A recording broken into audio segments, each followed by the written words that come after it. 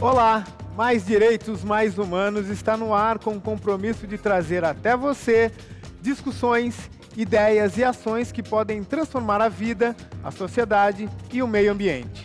Esse programa é para quem tem adrenalina, para quem quer transformar, para quem está na batalha, para os antenados aos conflitos sociais, para quem tem bode da discriminação, da miséria e de quem diz não para a diversidade. Aqui todo mundo tem voz. A gente, a plateia e os músicos. E para você, conectado com a rede, saiba mais sobre as experiências do Mais Direitos, Mais Humanos no nosso site. Lá você vai poder participar, postando seus comentários e compartilhando todos os programas com seus amigos. Confira também o programa nas redes sociais. A gente sempre recebe 2 grupos de jovens ligados a direitos humanos. Eles conversam, debatem e trocam experiências. Hoje, um deles é o projeto Jovens Facilitadores de Práticas Restaurativas do Centro de Direitos Humanos e Educação Popular de Campo Limpo, aqui em São Paulo. Para eles, o canal é resolver conflitos sem o uso da violência. E o outro grupo é a Ação dos Jovens Indígenas de Dourados, o AGE. O projeto trabalha as questões de cidadania junto a indígenas do Mato Grosso do Sul. Milena Mateus é a coordenadora dos Jovens Facilitadores. A Mariana de Brito e a Lisandra Borges receberam a formação do grupo que media conflitos em uma das regiões mais violentas de São Paulo, o distrito do Capão Redondo, que é para onde a gente vai agora.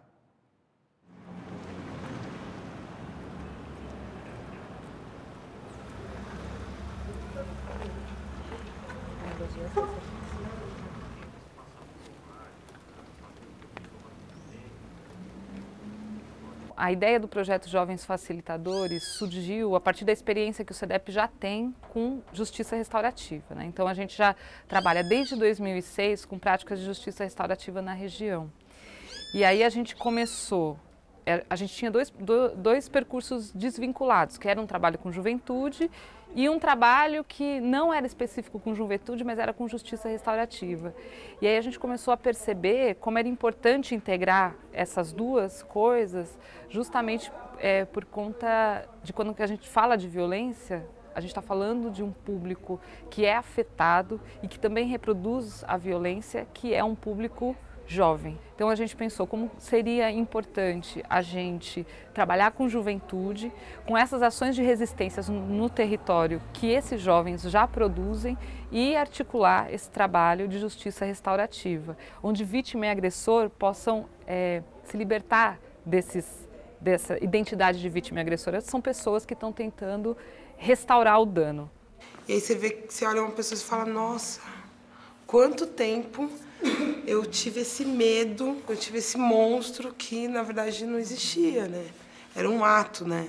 Você consegue colocar a agressão ali num lugar, é um ato, é um episódio, né? Não é uma coisa que me domina ou me define como um todo. Essa nova perspectiva de justiça passa, né, por esse processo interno, de rever a sua situação, de restaurar o direito, de ter um lugar seguro. Eu acho que esse conhecimento, né, de você poder também intervir em qualquer lugar que você está, né? Uma partida de futebol é um lugar que vai ter conflito e ali você pode intervir. Na sua casa vai ter conflito, você pode intervir. No trabalho, eu acho que a possibilidade de justiça restaurativa ela é infinita, né? Porque os conflitos, eles estão presentes na nossa vida, né? Sim. E também como usar esses processos numa busca política, né? Por igualdade, direito, dignidade, né? Eu acho que isso é importante. Esse curso só tem ajudado eu cada dia mais. Estava até falando um pouco da mãe dos meus filhos ali, da Aline, entendeu?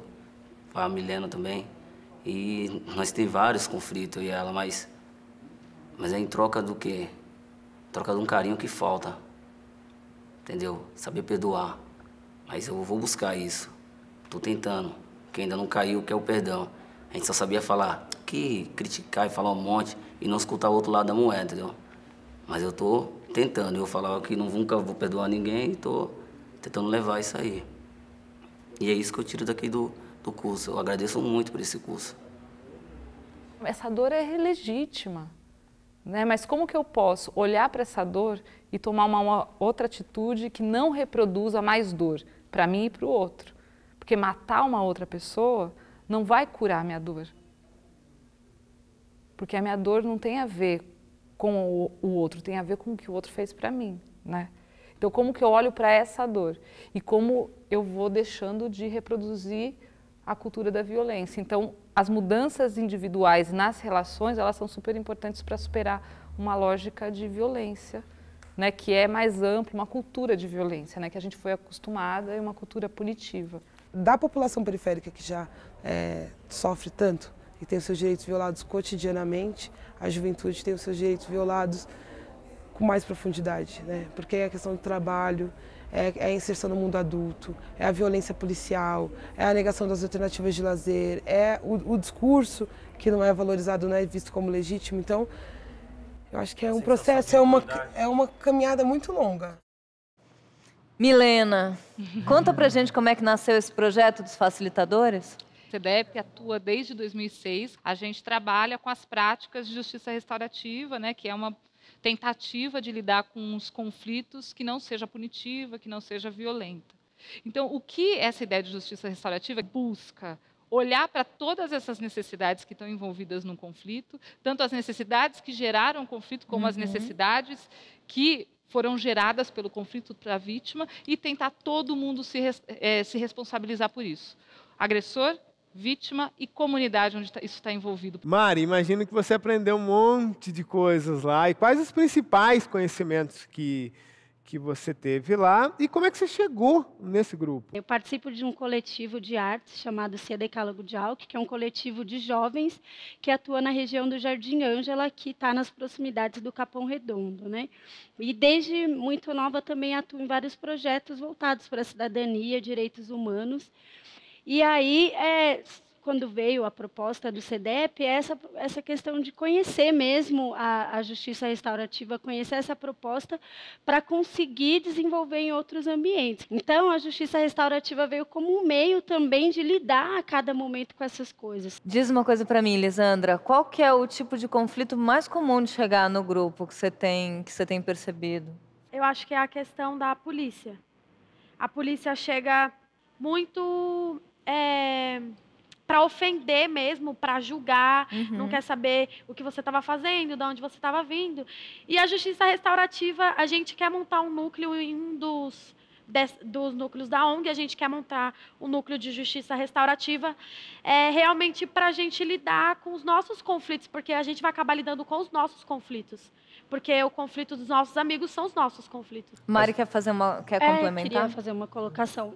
Dentro disso que a Lisandra falou, né? Numa proposta de justiça restaurativa, a gente, primeiro, fazer com que esses jovens não criem mais ódio, né? Então, eu sofri uma abordagem violenta da polícia, a tendência é eu criar um ódio gigantesco e reproduzir essa violência.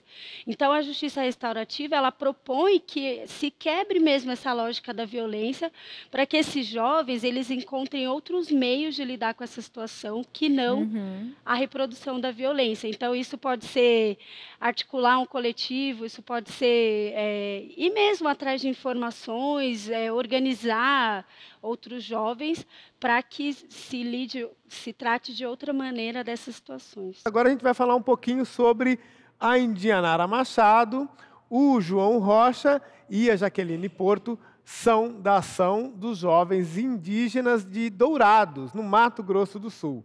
O grupo surgiu em 2011 para fortalecer a socialização da reserva indígena mais populosa do país. Então vamos lá para Dourados conhecer essa experiência.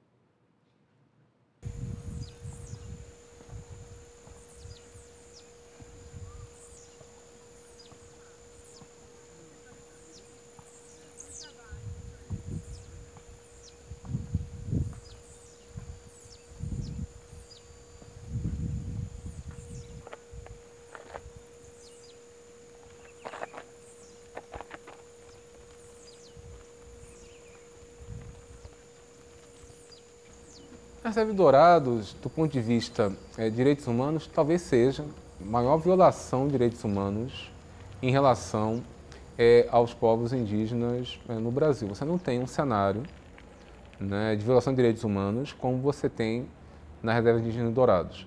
Por quê? Porque houve, por parte do Estado brasileiro, um processo de deslocamento forçado de populações, algo que é tipificado como crime, né, contra a humanidade.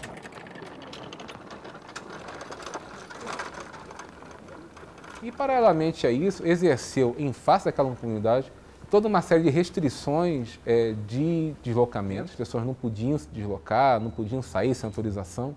Todo um regramento de exercício de direitos simples, né? Casamento, para casar tem que ter autorização da família, ou seja, todo esse processo que estava dentro do contexto tutelar da época, mas que, de alguma forma, quando veio a Constituição de 88, não foi suprido por ações que, de alguma forma, minorassem essas intervenções.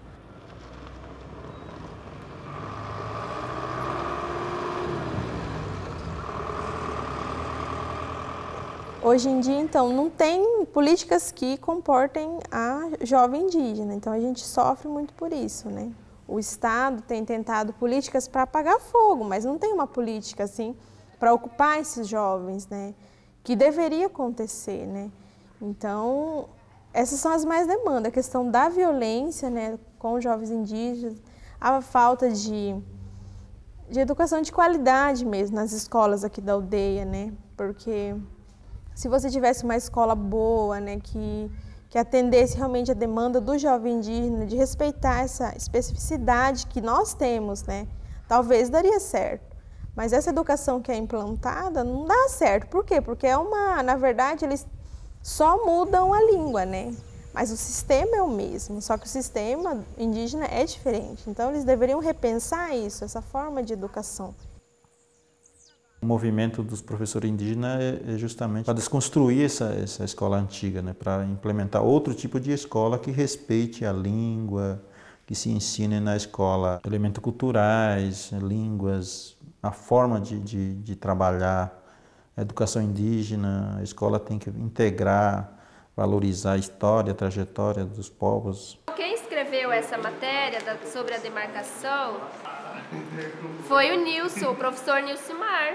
Você não tem nenhuma estrutura federal com capacidade de gerenciar de forma adequada os povos indígenas, tanto no aspecto de saúde, quanto nas questões básicas de políticas públicas, e muito menos os estados e municípios entendendo que os indígenas fazem parte da sua comunidade e devem receber, da mesma forma que os demais cidadãos, os mesmos direitos. Acesso à segurança, acesso à escola. É muito comum o programa tal, tem na escola, mas lá dentro da aldeia, mas é uma escola municipal, né? Por que dentro da escola municipal, na terra indígena, você não vai ter o mesmo serviço que você tem na escola municipal que está localizada fora da comunidade?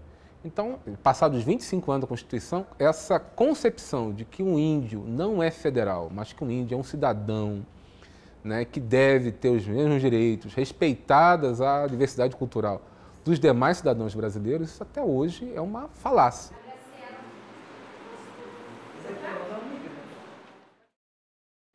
Indianara, quais são os principais problemas enfrentados por vocês lá na reserva de Dourados? As duas aldeias, né, que foram denominadas reserva, né, as duas aldeias reserva indígena de Dourados, ela é maior que muito município. Uhum. Então, a concentração de população é muito grande, né? A proximidade que a aldeia tem da cidade, assim, 10 minutos da aldeia você já está no centro da cidade, né? São vários os problemas com alcoolismo, principalmente, drogas, né? O crack, a maconha, né? A questão fundiária é muito grande, então tem casas assim que o espaço é só um barraquinho, né? Então não tem espaço para plantar, para fazer, né, as mulheres para fazer os cuidados. Então é meramente o barraquinho, não tem. Uhum. Então é um problema fundiário, a questão do alcoolismo, das drogas. Jaqueline, conta pra gente como é que nasceu o AGE, quais são as ações que o grupo faz para a gente entender melhor? Então, a AGE ela nasceu, na verdade, no meio de um processo muito delicado, que era quando 70% do suicídio estava concentrado ali na reserva de Dourados, né? E a maioria era jovens. Uhum. Então, a partir disso, veio a antropóloga, né, Maria de Lourdes, que começou a trazer os jovens para discussão, né? E ambos não se conheciam, jovens da Jaguapiru quanto da Bororó. Tá. Então começou a se criar uma interação e se percebeu que os suicídios que aconteciam no momento era porque os jovens eles se sentiam assim sem perspectiva de vida, sabe? Não tinham o que fazer, abandonados pelos pais, pais alcoolizados, muitos deles não conheciam suas mães, enfim, expostos ao tráfico de drogas, e onde, assim, até nos dias de hoje, não se tem muitos programas que atendam os adolescentes na aldeia. Então, um trabalho muito importante que a gente tem até hoje é a comunicação, né? A internet é uma ferramenta importante para vocês? Para ambos os grupos? O vídeo, a internet, o jornal, o programa de rádio. Esse foi o meio de a gente fazer uma ponte entre a cidade e a aldeia, né? Um meio de reconhecimento, um meio de se sentir valorizado, um meio de lutar pelos direitos dos jovens. Bom, lembrando para quem está assistindo o nosso programa que essa conversa também está lá na internet e nas redes sociais. Então, vai lá, acessa o site que aparece aí na tela. A mediação do conflito é muito importante para os direitos humanos. Ela transforma a cultura da violência em cultura do diálogo. E, além disso, valoriza as pessoas através da conversa franca, da escuta e do entendimento do outro. Isso vale para qualquer cidadão, para qualquer comunidade. E agora eu quero saber se o pessoal da plateia aqui quer se manifestar, falar sobre esses assuntos que a gente está levantando aqui hoje. Temos um amigo do outro lado. Colocando essa questão de mediação de conflito, como é que vocês veem a participação social nisso? E eu também queria que vocês falassem um pouco dessa questão da desmilitarização da polícia. A gente é bem ousado, né? Então, a gente está vindo com uma prática de justiça restaurativa que pressupõe essa lógica das pessoas se conversarem para lidar com realidades sociais muito complexas e muito violentas, que é justamente esse caso. A gente está dialogando com uma polícia militarizada, com uma polícia que utiliza o homicídio como resolução de conflitos, né, com o judiciário que prende para justamente tirar de circulação essa juventude perigosa, né? Então, o caminho que a gente está construindo é justamente esse. A gente está em diálogo para a implementação de um núcleo lá no Jardim Rosana, né? É a gente poder acessar esses jovens que ninguém acessa, só o tráfico ou a polícia, né? Acessar para a gente conversar. Então, como que esse sujeito pode se entender nesse contexto e pode respirar, tirando a cabeça um pouco dessa loucura, dessa violência, e poder se colocar como um sujeito de direitos que reivindica políticas. A gente está se articulando com coletivos de jovens que atuam já lá há muito tempo. Então, a gente não está criando a roda, né? A gente está se articulando com o Fórum em Defesa da Vida, com os coletivos, com o movimento hip-hop, com os movimentos de saraus, que são os movimentos que já estão nesse movimento de resistência a partir de uma construção de outra identidade. Muito bem, obrigado, Milena. Mas a gente vai continuar depois o nosso debate aqui, Dourados, Capão Redondo, Dourados, mas no momento a gente vai conhecer o grupo Pitanga em Pé de Amora. Fala um pouquinho da banda pra gente, do grupo, né, pra gente. Bom, o Pitanga é uma banda, enfim, formada por mim, eu sou o Diego Casas, Daniel Altman, Ângelo Orsini, Gasto Setúbal e a Flora Popovic. A gente toca músicas que são feitas pela gente sempre, são sempre músicas nossas, assim. A gente já está nessa faz um tempo, a gente tem um disco lançado que está inteiro para download na internet. São daqui de São Paulo? Daqui de São Paulo mesmo. Então, vamos fazer um pouquinho de poesia aí para a cidade. Bora. E para os nossos amigos aqui todos. Quem hoje ouve o que eu canto sabe um tanto do que eu sou. Pois é que a vida, quando me envolve, me devolve num verso assim, que é feito coisa que não se fala, mas não cala dentro de mim. Porque eu bem sei, o meu canto é som, é como eu sou mais do que sou. Quem ouvirá quando eu me fizer cantar, enquanto minha voz puder soar?